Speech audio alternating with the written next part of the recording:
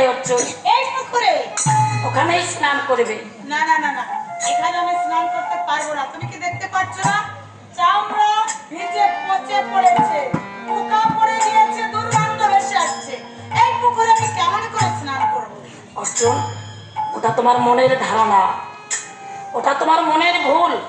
তুমি তো জানো না ওই পুকুর থেকে আমি প্রত্যেকদিন স্নান করে ওখান থেকে কৃষ্ণ পূজার জল নিয়ে যাই, আর সেই জল দিয়ে কিন্তু আমি কৃষ্ণ পূজা করি। তুমি চামড়া ধরে টান দাও, দেখবে কত সুন্দর জল বেরিয়েছে। তুমি কুঠিরে গিয়ে আমার সেবার ব্যবস্থা করো, আমি এক্ষুনি স্নান করে ফিরে আসবো। তাই হবে। অর্জুন মনে মনে চিন্তা করছে স্নান তো আমি করবোই না, এই কথা পুকুরে আমি স্নান করি আমার সর্বাঙ্গে গন্ধ লেগে যাবে। না না না না না না, আবার মনে মনে ভাবছে তাই তো, আমি যদি স্নান না করি, ওই বৈষ্ণবে যদি আমার নিমন্ত্রণ না রাখে, তাহলে তো আমার গালমন্দ খেতে হবে।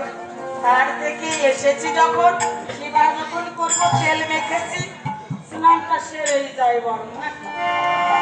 বিনা লজ্জা করে করি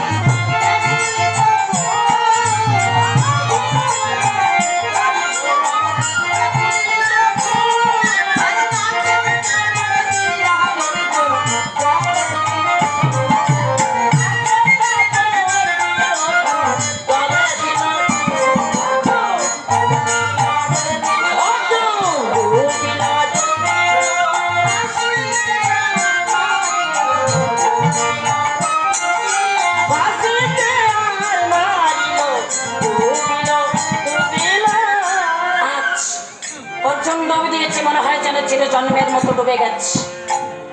অর্জুন জাগতে পারছে না কেন? পচা চামড়া টাঙ্গাই যখন করে দর্শন, দেখে সুরধনী মাতা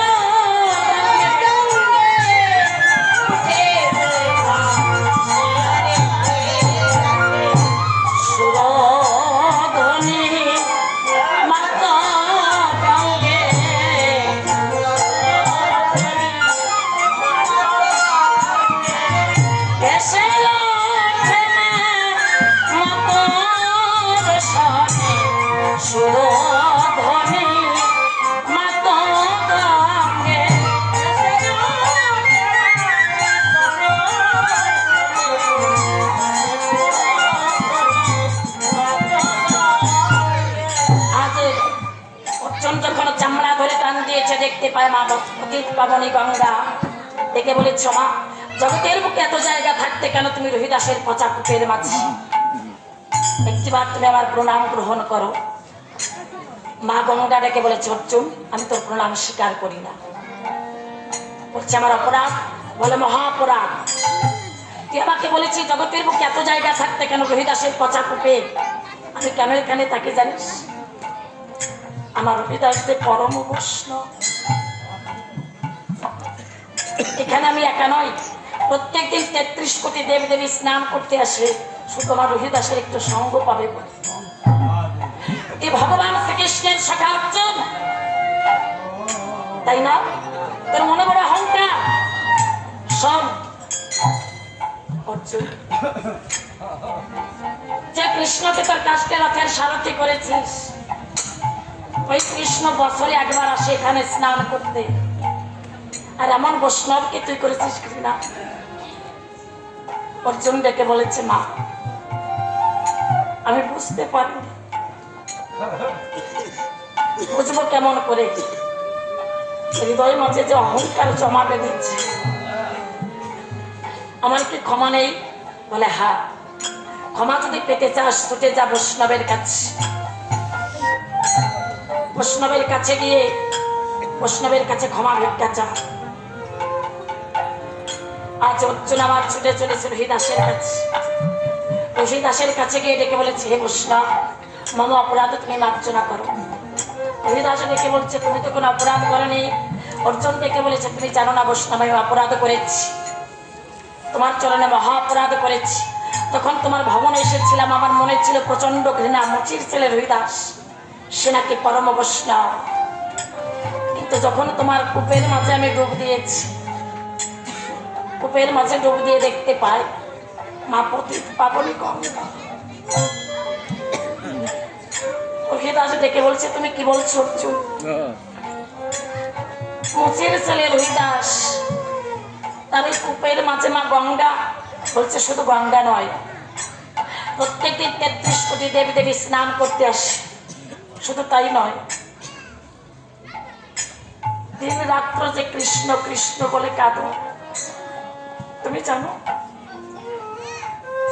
তোমার অজান্তে তোমার অলক্ষ্যে কৃষ্ণ বছরে একবার এসে তোমার সঙ্গ করে যাবে।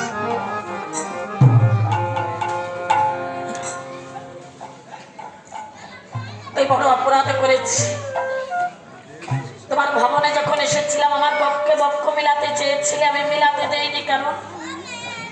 তুমি মুচির ছেলে, চামড়া নিয়ে তোমার কারবার, ঘৃণা করেছিলাম, ভুল করেছি। হে বৈষ্ণব, আর যদি তোমার পক্ষে আমি বক্ষটা না মিলাই, আমার মানব জনমটা যে ধন্য হবে না। তাই অর্জুন কাঙালের মতো তোমার চরণে প্রান্তে দাঁড়িয়েছে। শুধু একবার তোমার বক্ষ মাঝে আমায় টেনে নাও, আমি তোমার পরশে ধন্য হতে চাই। রোহিদাস ডেকে বলছে, অর্জুন আমার পরশে তুমি ধন্য হবে কিনা আমি জানি না, তবে আমি কুচের ছেলে রোহিদাস, আজ আমি তোমার পরশে ধন্য হব। কেন জানো? তোমার এই বক্ষটা যে কৃষ্ণের বক্ষে বহুবার মিলিয়েছ।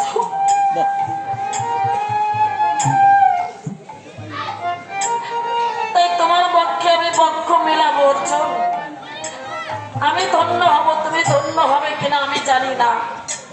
ও বাবা, যার পাশে যে বসে আছেন, কাকা হোক, জ্যাঠা হোক, দাদা হোক, বাবা যার পাশে যে আছেন একটু চরণের ধুলি নেবেন, বক্ষে বক্ষ মেলাবে। রাখাল বলিয়া হেলা করো কাহারে, সেই হেলা তাহারে বাজে। হয়তো গোপনে ব্রজের গোপাল এসেছে, রাখাল সেজে। তাই যার পাশে যে বসে আছেন একটু বক্ষে বক্ষ মিলাবেন। খাঁটি পরশ পাথর জগতে আর কোথাও নেই, আছে এই সাধুর বাজারে। মন বুঝিলি না